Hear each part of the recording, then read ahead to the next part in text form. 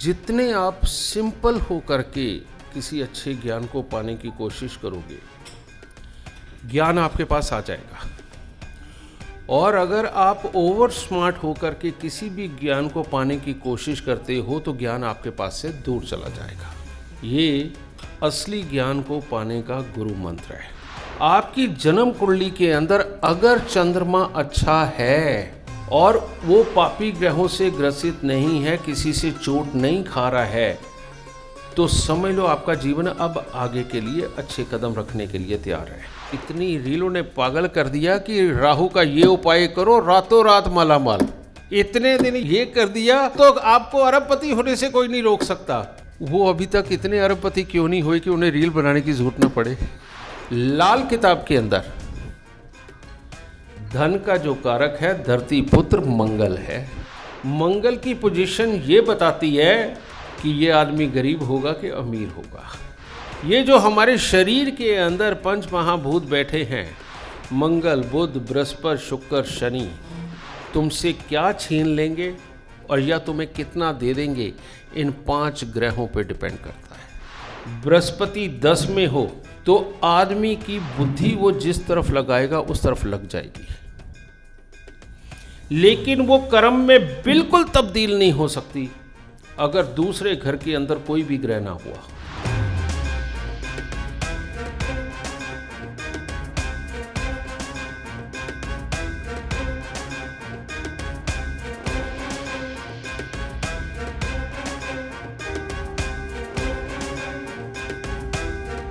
जय माता की। अंजलि को सचमुच इतने अच्छे अच्छे विद्वान बुलाने के लिए बहुत बहुत बधाई। ऐसे ही अच्छे अच्छे सम्मेलन होते रहें। इस दुनिया के अंदर कई तरह की मेडिटेशन, कई तरह के वास्तु, कई तरह के ज्योतिष सब बना दिया, सब कुछ। लेकिन हम क्या कर रहे हैं, किसी एक चीज़ को पकड़ के ना रोज उसे बड़ा बनाने पे तुले हुए हैं, रोज उसे बड़ा बनाने पे तुले हुए हैं, जिसके कारण ये ज्ञान छोटा होता जा रहा है, जिसके कारण ये ज्ञान छोटा होता जा रहा है। क्योंकि किसी भी चीज़ की थ्योरी इतनी कॉम्प्लिकेटेड नहीं हो सकती कि उसको रोज एक नए मास्टर की ज़रूरत हो। और सक्सेसफुल कोई भी थ्योरी है बेटा, वो एक बार बन जाती है तो वो बन जाती है, उसके बाद उसको ज़्यादा चीज़ों की ज़रूरत नहीं होती। इसीलिए जितने आप सिंपल हो करके किसी अच्छे ज्ञान को पाने की कोशिश करोगे, ज्ञान आपके पास आ जाएगा। और अगर आप ओवर स्मार्ट हो करके किसी भी ज्ञान को पाने की कोशिश करते हो तो ज्ञान आपके पास से दूर चला जाएगा। ये असली ज्ञान को पाने का गुरु मंत्र है। इस बात को समझ लीजिए। जिसकी भी जन्म कुंडली के अंदर चंद्र और मंगल का शुभ योग बने और उनको कोई दुखी करने वाला ग्रह ना हो, बेटा उसके पास में जन्मजात फोकस होता है। जन्मजात वो बीच बीच के अंदर फोकस डिस्टर्ब होता है जब कोई दूसरे खराब ग्रह की महादशा आती है। उसमें वो फोकस नहीं रह सकता क्योंकि वो उस ग्रह का समय चल रहा है। लेकिन जो ग्रह बिना किसी की भी चोट खाए बैठा हुआ है, चाहे वो अपने दुश्मन के घर बैठा हुआ हो, लेकिन एक आध मित्र का साथ में कोई योग दृष्टि कुछ बन जाए ना, उसको जागृत ग्रह बोलते हैं। और जागृत ग्रह की जब महादशा आती है तो इंसान ने ज्ञानवान, समृद्धिवान उसने बनना ही बनना है। उसको किसी की भी ज़्यादा आवश्यकता नहीं रहती। कारण क्या है? दिमाग अपने आप फोकस होने लगता है। उस वक्त वो जो काम धंधा कर रहा है उसी के अंदर जाएगा और उसी के अंदर फोकस करेगा। और रही बात तृप्ति की, तृप्ति के लिए जन्म कुंडली का 12वां घर देखा जाता है। उसे तृप्ति क्या तृप्ति आप देखिए, शॉपिंग करके कितनी अच्छी तृप्ति मिलती है। पैसा खर्च करके सही मायने में जब आप पसंद की चीज़ लेके आते हो ना, तो तृप्ति का अनुभव होता है। मियाँ बीबी बिस्तर पे जाते हैं, तृप्ति का अनुभव होता है। ये 12वां घर दिया गया है और इसका मालिक किसे बनाया गया? केतु को। केतु को इसका मालिक किया गया। कारण क्या है? केतु को ही क्यों? जब भी आपके अंदर खुशी भरी पॉजिटिव सोच होगी, उस भाव का नाम ही केतु है। जब भी खुशी वाली एक पॉजिटिव सोच आपके अंदर आती है ना, जिसमें आप इतने खुश हो जाते हो कि उस वक्त दुश्मन से भी लड़ना नहीं चाहते, कहते नहीं यार मेरा मूड अच्छा है, आज मैंने ये बात नहीं करनी, उसको कहते हैं केतु वाला भाव। तो ये केतु जो कोई ग्रह भी नहीं है, ये आपके अंदर चलने वाली जो सोच है ना, राहु उसका करंट है और केतु उसका एक्शन है। राहु सोच है, केतु उसका एक्शन है। और सोच, हमारी सोच के अनुसार ही हम किसी भी कर्म को करते हैं, किसी भी कर्म को। तो ऐसी अवस्था में ये सोच बनती कैसे? सोच बनती है, मैंने पहले भी कई सम्मेलनों में बोला है, लेकिन छोटा सा इसके अंदर मैं बताता हूँ, तो आपको रिकॉल करवा देता हूँ। सोच बनने की जो शुरुआत है, वो सारी की सारी डिपेंड किसके ऊपर है? वो डिपेंड है चंद्रमा के ऊपर। आपकी जन्म कुंडली के अंदर अगर चंद्रमा अच्छा है और वो पापी ग्रहों से ग्रसित नहीं है, किसी से चोट नहीं खा रहा है, तो समझ लो आपका जीवन अब आगे के लिए अच्छे कदम रखने के लिए तैयार है। और कहीं चंद्रमा के साथ में मंगल की उसको सपोर्ट मिल जाए, किसी भी एंड से, कैसी भी दृष्टि की, भले ही कर्क राशि के अंदर बैठे हुए मंगल की उसको सपोर्ट मिल जाए जहां चंद्रमा बैठा है, ऐसा इंसान विद्वान और धनवान जरूर बनता है। ऐसा इंसान विद्वान और धनवान जरूर बनता है। आप बेशक मकर राशि के अंदर चंद्रमा को बैठा दीजिए, मंगल को कर्क में बैठा दीजिए, मिल गए, लेकिन इनके ऊपर दूसरे कोई प्रहार ना करें। ये अमीर की और समझदार की पहचान आप इन दो ग्रहों से कर सकते हो, क्योंकि ये जन्मजात ही फोकस लेकर के पैदा होते हैं, बड़े बड़े सपने देखते हैं, और बड़े बड़े सपने देख करके ये नहीं भूलने के लिए उनको एग्जीक्यूट करते हैं। उनके अंदर खतरा हो, भाड़ में गया खतरा, पैसा जाएगा या ये चीज़ जाएगी, वो चीज़ जाएगी, परवाह नहीं करते, बस एग्जीक्यूशन पे ध्यान देते हैं। और इनकी और एक बड़ी खासियत बन जाती है, इनके आसपास चोर उचक्के, इनको तंग करने वाले, इनसे दुश्मनियाँ करने वाले जितने मर्जी हों, ये उनको माफ़ भी कर देते हैं, क्योंकि इनका ये मानना है कि इस पागल के ऊपर मैंने अगर टाइम वेस्ट कर दिया तो मेरा टाइम खराब हो जाएगा। यही मैं पॉजिटिवली अपना काम करता हूँ, इसने तो रोज़ पागलपन करने हैं। और जिनका चंद्र मंगल खराब होता है, वो एक जगह रुक जाते हैं, और रुक करके पहले कहते आजा तेरे को ही देख लूँ, भले ही उसे के बाद में 10-10 साल देखते ही रहते हैं, उसे 10-10 साल देखते ही रहते हैं, लड़ाई झगड़ा करते हैं, अपने मन में त्रास, दूसरे को त्रास, और अपने घर वाले दुखी क्यों उसके पीछे पड़े हुए, वो कहते हैं उसने मेरे साथ ये किया था। तो कितना वक्त खराब कर लिया, और जिसका वक्त खराब हो गया, उसका पैसा खराब हो गया, उसका ज्ञान खराब हो गया। तो देखो चंद्र मंगल के खराब होने से क्या होता है ना। अब इसमें क्या है, इसमें एक सितारा यानी कि चंद्रमा, और पंच महाभूतों में सबसे पहला महाभूत मंगल, और सूर्य क्या है, सूर्य भी सिर्फ एक सितारा है। तो ये जो दो सितारे, ये तो नेसेसरी है कि कोई भी इंसान अगर पैदा होगा उसके हाथ पांव होने चाहिए, कान नाक सब होना चाहिए, सुनने के लिए कान भी होने चाहिए, और उसके शरीर के अंदर शुद्ध पानी होना चाहिए। अब शुद्ध हो या अशुद्ध ये भी नहीं मायने रखता। अब इसके अंदर, पानी के अंदर अच्छा बल देने के लिए कौन आता है? वो आता है मंगल। अगर आपके रेड सेल्स अच्छे बन रहे हैं ना, तो आपको अच्छा समझदार होना और जीवन के अंदर कमाई करने के रास्ते पे मेहनत करके आगे बढ़ने से कोई नहीं रोक सकता। तो इसीलिए लाल किताब के अंदर धन का जो कारक है धरती पुत्र मंगल है। धन का जो कारक है वो धरती पुत्र मंगल है। मंगल की पोजीशन ये बताती है कि ये आदमी गरीब होगा कि अमीर होगा, समझ गए। और इसके भी आप आगे चलते हैं।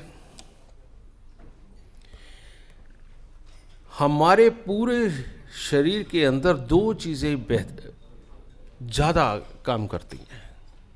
वो दो चीज़ें क्या हैं? अब सूर्य है, ये तो शरीर बनाएगा, बात खत्म।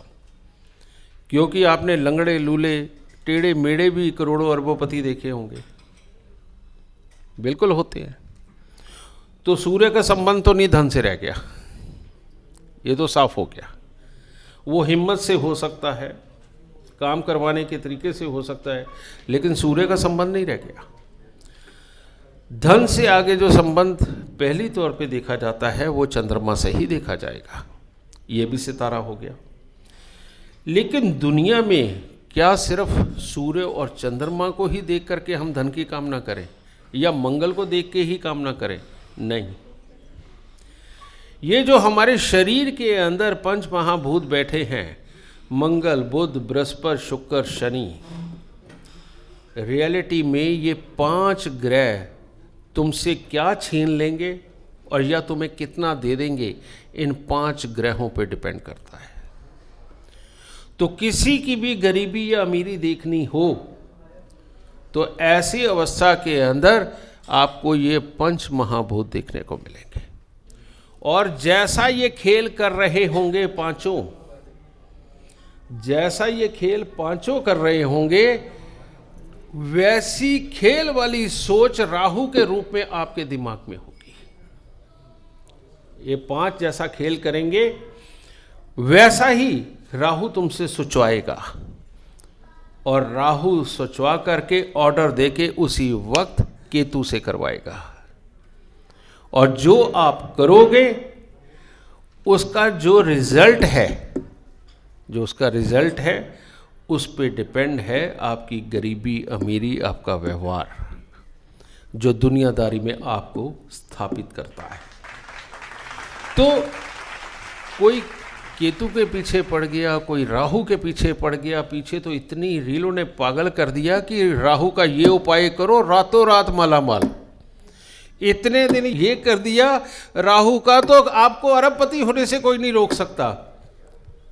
वो बेचारा इतनी रीलें बना रहे हैं, इतनी रीलें बना रहे हैं, वो अभी तक इतने अरबपति क्यों नहीं हुए कि उन्हें रील बनाने की जरूरत ना पड़े हैं।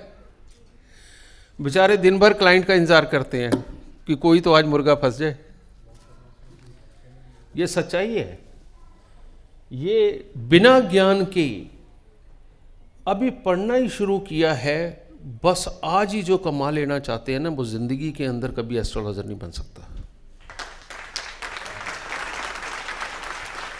इसके लिए आपको अपने मन की ज्वाला में जल करके अपने वो जो अक्षर है ना सोना रूपी, उनको उसके अंदर तपा के कुंदन बना के जब अपने ज्ञान को अपने अंदर लेकर के जाओगे ना, तब आप कामयाब बनोगे, तब बनोगे।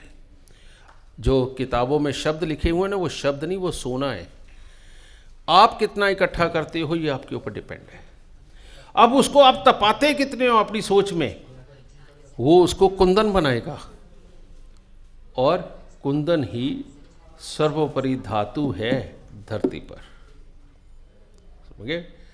तो एक अच्छा एस्ट्रोलॉजर बनने के लिए ये मैं जो सूत्र दे रहा हूं आपको, जो मैं सितारे से शुरू हुआ, पंच महाभूत बता रहा हूँ, और सोच कहाँ से शुरू होती है वो चंद्र मंगल का मैं आपको एंगल दिखा रहा हूँ। ये इतना बड़ा सूत्र है जिसको मैंने आपकी ये जर्नी अगर ज़्यादा नहीं तो कम से कम 20 साल बचाई है मैंने, क्योंकि ये समझने में हमारे बड़े बड़े विद्वानों की कई बार उम्र निकल गई, वो चले गए, वो ये सूत्र नहीं पकड़ पाए, प्रेडिक्शनें देके गए। अभी एक बच्चा लाल किताब के ऊपर बोल के गया, बृहस्पति 10 की भी बात करी और भी कई बात करी। अच्छा लगता है, नए बच्चों को बोलना चाहिए, लेकिन एक बात मैं कह दूं, ये 100% अधूरा ज्ञान है। और नाम लगा दिया किताब का कि किताब पे लिखा है, गलत है ये, क्योंकि तुमने पढ़ी किसकी किताब है ये बहुत मैटर करता है, समझ गए?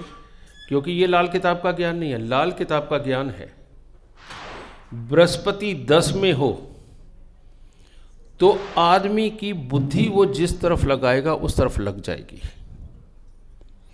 लेकिन वो कर्म में बिल्कुल तब्दील नहीं हो सकती अगर दूसरे घर के अंदर कोई भी ग्रह ना हुआ। बृहस्पति अकेला 10वें घर में हो, वशिष्ठ कुंडली के अनुसार, ये ख्याल रख लेना, लगन कुंडली की बिल्कुल बात नहीं कर रहा मैं। बृहस्पति 10वें घर में हो और दूसरे घर में कोई ग्रह ना हो, मेरे को एक कुंडली ला के दे दीजिए, वो अपनी ज़िंदगी में पूरा कामयाब हुआ हो, या बाप के टाइम पे कामयाब होकर के बाद में ना गिरा हो, एक कुंडली एग्जाम्पल के तौर पे नहीं मिलेगी आपको। बृहस्पति 7, उसके अंदर कहा गया है कि पूरी जन्म कुंडलियों के अंदर 2 ही गरीब है, एक है शनि 3, वो गरीब है, और दूसरा है बृहस्पति 7, वो भी गरीब है। लेकिन एकदम देखो पलटी कहाँ पड़ती है, उसी वक्त में कोई भी थोड़ा सा एक आध ग्रह या 2-3 ग्रह दूसरे घर में बैठा दीजिए, वही गरीब अमीरी में सबका बाप बन जाता है। तो ये जो बृहस्पति 7 की गरीबी की बात कर रहे हो, इसका कंप्लीशन भी तो करो, ये तो देखो कि ये सिर्फ यही दे रहा है या कुछ और भी दे सकता है, समझ गए ना? तो यहाँ पर जब तक अधूरी प्रेडिक्शनें पोडियम से बोली जाएंगी तब तक सामने बैठे विद्वानों को मज़ा नहीं आएगा, समझ गए? अभी आप बोल के गए नष्ट जातकम पे, मेरा ख्याल सबसे जोरदार ताड़ी मैंने मारी होगी।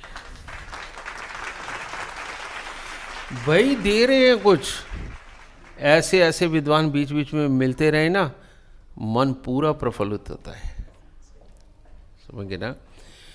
तो ये सारी चीज़, अब आ गई वास्तु की बात, क्योंकि ये 2 हिस्से कंप्लीट किए तो तीसरा भी पहुंच ही जाओ। वास्तु को इतना विकराल बना दिया गया है कि अब वो विक्रम बेताल की ना कहानी बन के रह गया है। वो बार बार कंधे पे बैठता है, फिर वो भाग जाता है, फिर बार बार कंधे पे बैठता है, फिर भाग जाता है। जब भी वास्तु वाले कोई सक्सेस स्टोरी सुनाते हैं तो किसी एक क्लाइंट की सुनाते हैं, नहीं। वास्तु का सही तरीका क्या है? वास्तु का सही तरीका सही मायने में जो बिल्कुल सिंपल वास्तु जैसा बताया गया उससे बहुत फल निकलते हैं, लेकिन अब ये डिग्रियों में बांट बांट के, और बल्कि इतनी बड़ी चीज़ को इतना छोटा सा कर दिया, उनके टुकड़े इतने कर दिए, आदमी को तो समझ नहीं आता वो घर कौन सा खरीदे। और घर में यहाँ तो कमरा बनाना है, निकल ही यहीं कमरा रहा है, और ये कह रहे हैं ड्राइंग रूम यहाँ बनाओ तो मैं अब पूरा लेआउट चेंज करूँ। ऐसा होता है क्या वास्तु? और वास्तु वालों के अपने घर में वो ले जा करके दिखाएं कि उन्होंने कितना वास्तु के घर बनाया है। नहीं, ये सच्चाई है। उनकी अपनी दुर्दशा का कारण क्या है, कभी नोटिस किया है? तो मैं बताता हूं, आज वास्तु वालों को अपनी कुंडली जरूर देखनी चाहिए, यह सच्चाई है।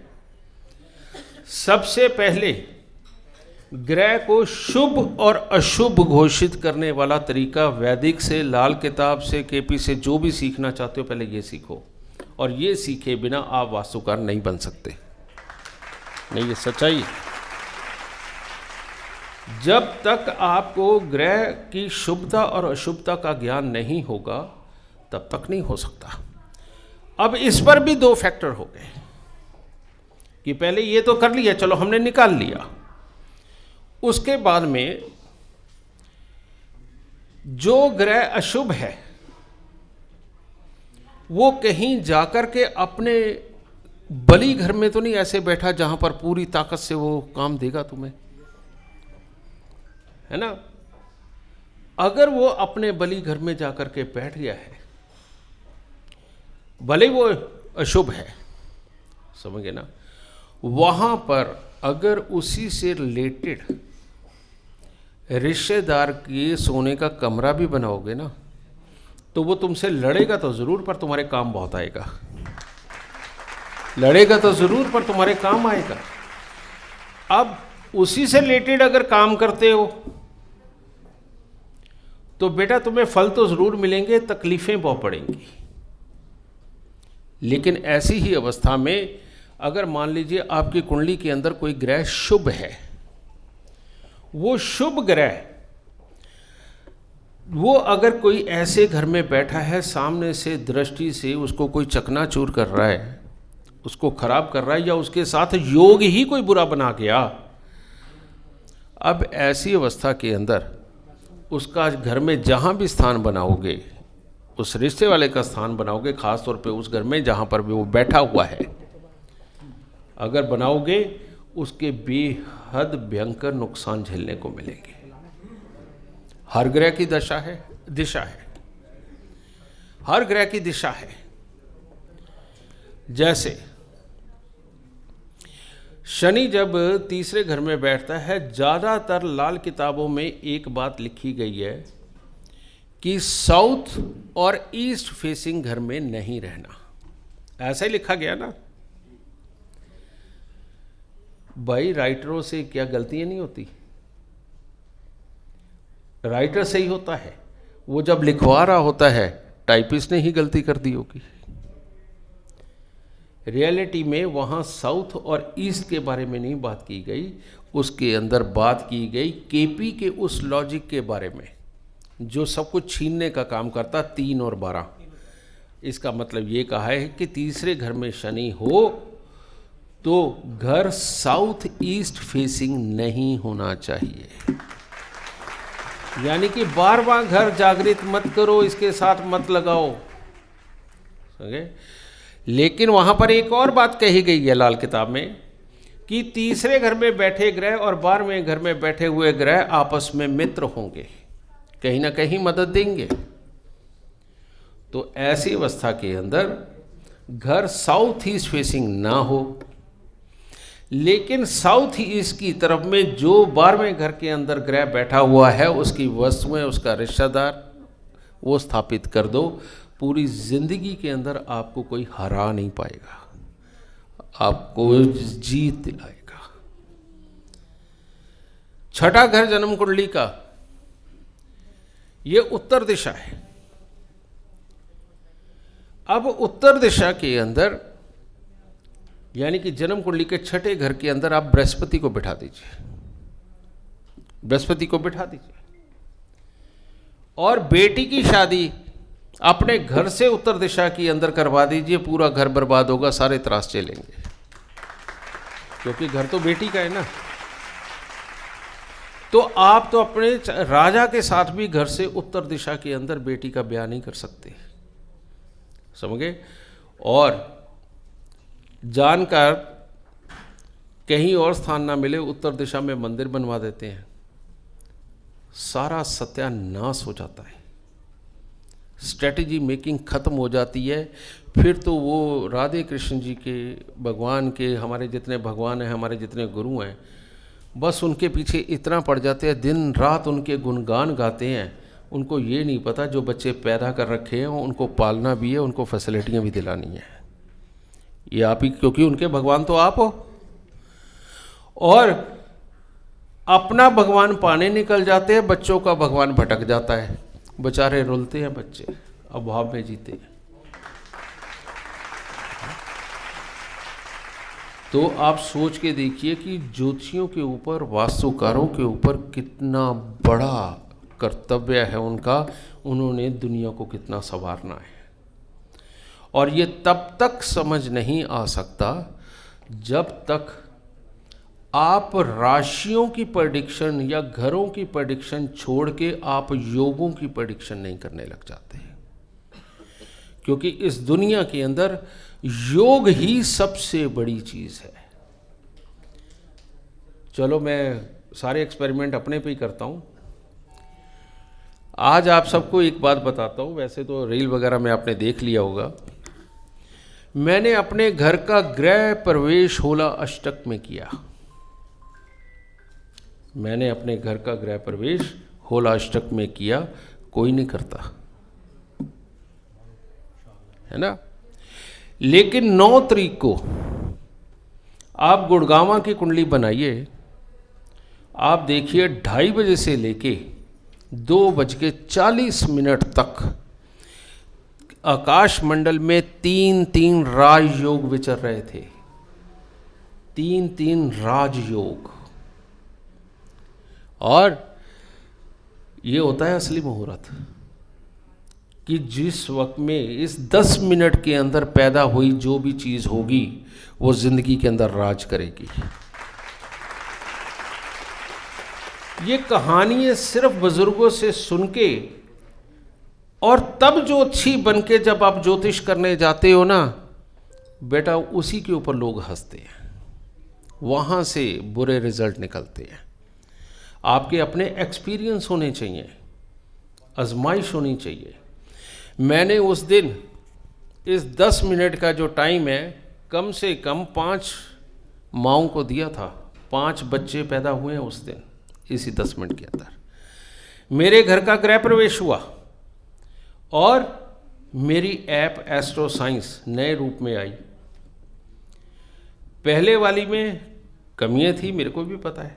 अब ये नई आई है तो इतनी देर में वो कितने लाखों रुपए डेली का काम कर रही है, अब मैं बता नहीं सकता, अब कुछ और समझ जाओगे।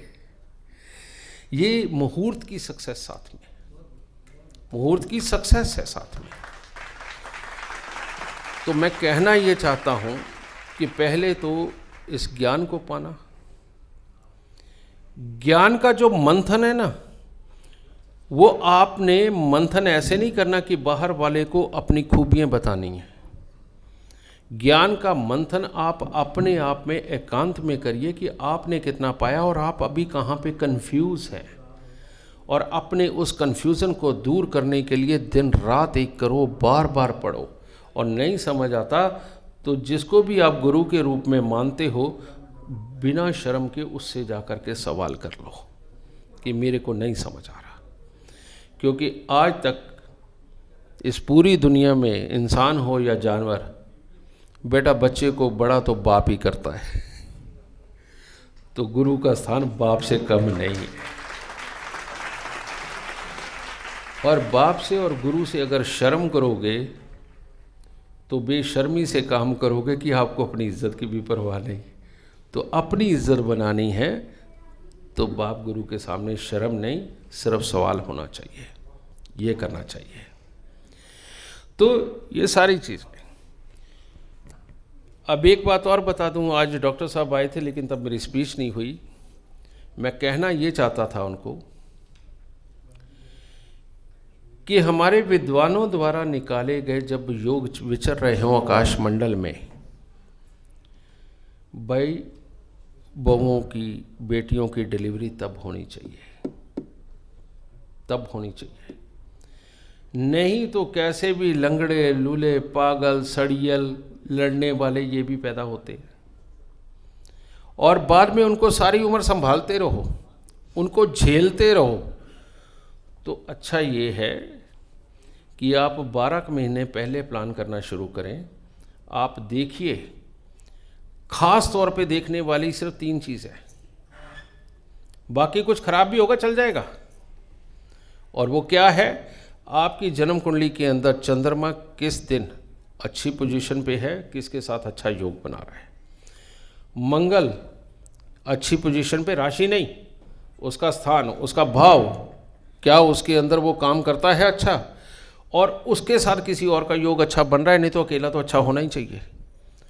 और शुक्र भी अपनी एक ऐसी जागृत अवस्था में होना चाहिए। जन्म कुंडली के अंदर एक बहुत खास बात है, शुक्र अकेला अगर किसी की मदद नहीं मिली तो वो बेकार होता है, वो बेकार होता है। शुक्र को किसी ना किसी की मदद जरूर चाहिए, चाहे दोस्त हो या दुश्मन हो। अगर वो जागृत अवस्था के अंदर उस वक्त में है, उस हिसाब से कंसीव करिए, और इस बात से मत डरिए कि उस दिन डॉक्टर पता नहीं डिलीवरी करेगा कि नहीं करेगा। बेटा आज की डेट में डॉक्टर डिलीवरी करके देते हैं, क्योंकि सब ने तो ऑपरेशन करना होता है, सब ने चीरा लगाना होता है, और बल्कि आप पहले से बात करेंगे तो वो आर्टिफिशियल पेन दे के भी बच्चा कर देते हैं। सिंपल वे में ऐसा है। तो ये मैं कोशिश कर रहा हूँ कि ये बात सरकार तक भी पहुँचाऊँ और उन्हें बताऊँ कि किस किस योग के अंदर कौन कौन पैदा हुआ तो उसकी मानसिकता और कर्म कितना बड़ा रहा, और किस किस योग के अंदर कौन पैदा हुआ तो उसकी मानसिकता और कर्म कितना छोटा रहा। तो हमारे पैदा होने का वक्त ही हमारा भगवान है, ये सच्चाई। और उस भगवान को पढ़ने का काम हमारे ये विद्वान करते हैं, यानी भगवान को पढ़ने का काम हमारे ये विद्वान करते हैं। तो देखो कितनी बड़ी जिम्मेवारी है। और ये जो छोटी छोटी चीज़ें मैं आप सबको बता रहा हूँ, ये मेरी रोज़ की प्रैक्टिस में है। रोज़ 5-7 लोग तो ऐसे ही आते हैं जो डिलीवरी का टाइम लेने आते हैं, क्योंकि उनको पता चल गया है कि एक लक्की बच्चा घर में आ जाए ना, पूरी कायाकल्प हो जाती है। और इसका नुकसान मुझे ये हुआ कि मेरे ऑफिस में काम करने वाले लड़के और लड़कियां जिन्होंने ऐसे बच्चा लिया, टाइम तो मेरे से ही लिया, अब वो मेरे यहाँ काम नहीं करते वो खुद बड़े हो चुके हैं ठीक है। तो इसका फल ये भी भोगना पड़ता है, लेकिन मैं क्या करूं, मेरा हाल ही भोलेनाथ जैसा, मैं बांटने से रुक नहीं सकता। ठीक है, तो बस बेटा ये आज मैंने ज़्यादा कुछ नहीं दिया आपको, लेकिन एक रास्ता ज़रूर दिया है। इस रास्ते पे चलोगे तो विद्वान कहलाओगे, और अगर इस रास्ते पे नहीं चलोगे तो सामने वालों को तो चोट पड़ेगी, स्वयं भी चोट खाओगे। तो ऐसा कुछ ना हो, यही कामना करते हैं। जय माता, जय माता।